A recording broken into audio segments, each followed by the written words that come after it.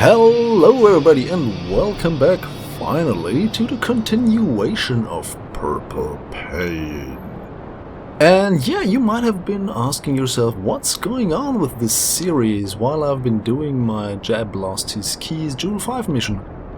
Well, since the entire Jewel 5 mission is in between my transfer windows from the Asinus transfer vehicle returning back to Kerbin and then getting back to Eve, I had to finish that Jewel 5 mission before I could continue with this one. But things I could do in the meantime was, for instance, here, getting the final piece of equipment into orbit and docking it with the transfer vehicle.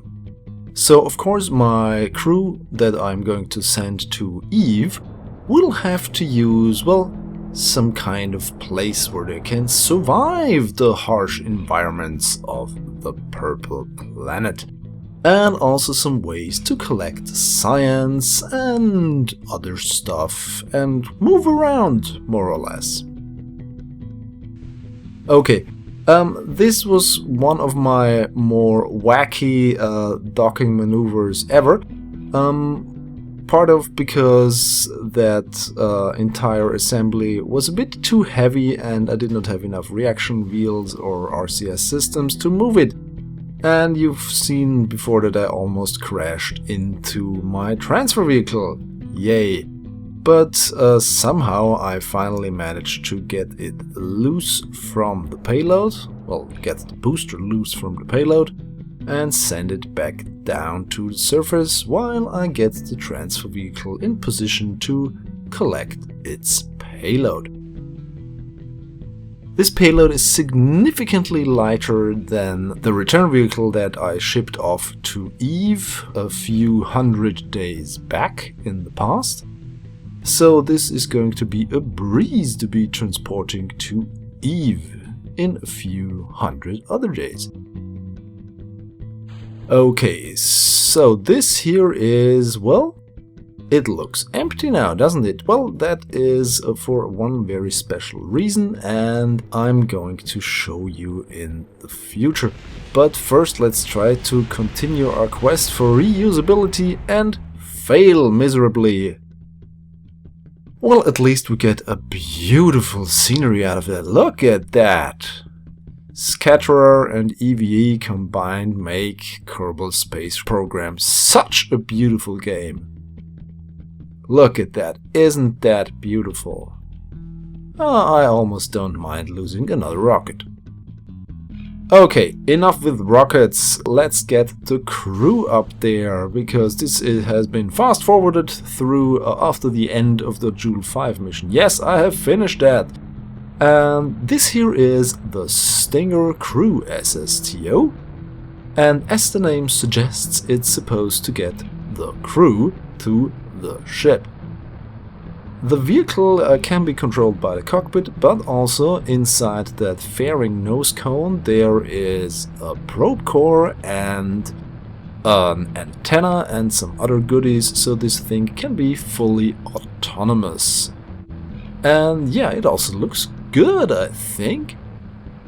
So this here is heading into orbit, and while we do that, the crew, Valentina, Bob and Bill, Jab, as you may remember, is still looking for his keys.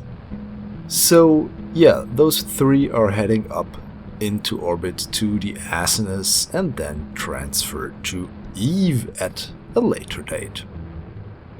So this gets, since the two Rapier engines are a bit overpowered for this small SSTO, this gets hot very fast. But, well, that doesn't really matter because we're so quickly out of the atmosphere that it's, well, not that much of an issue, to be honest. I packed way too much liquid fuel, so if I had less liquid fuel on board, then my remaining Delta V would be better, and it will be better because I tried again later on too. You may have noticed in the Kerbal Engineer Redux readouts on the top of the screen that my meters per second that are left are quite low, and here they are a bit higher. The reason being I had to try again and with lower liquid fuel and managed to do fine. Anyhow, we are here now at the Asinus and we're going to dock this little funky flyer.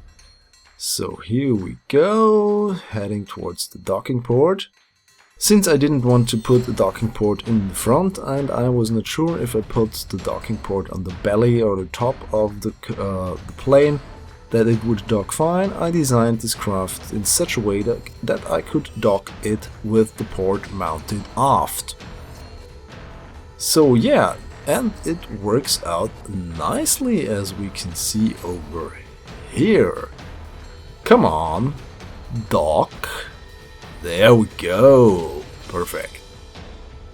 Okay, now that we have done that, it is time to get Valentina, Bob and Bill into their luxurious habitation module that they are going to live in for a few hundred days until they are at Eve and can get down to the surface.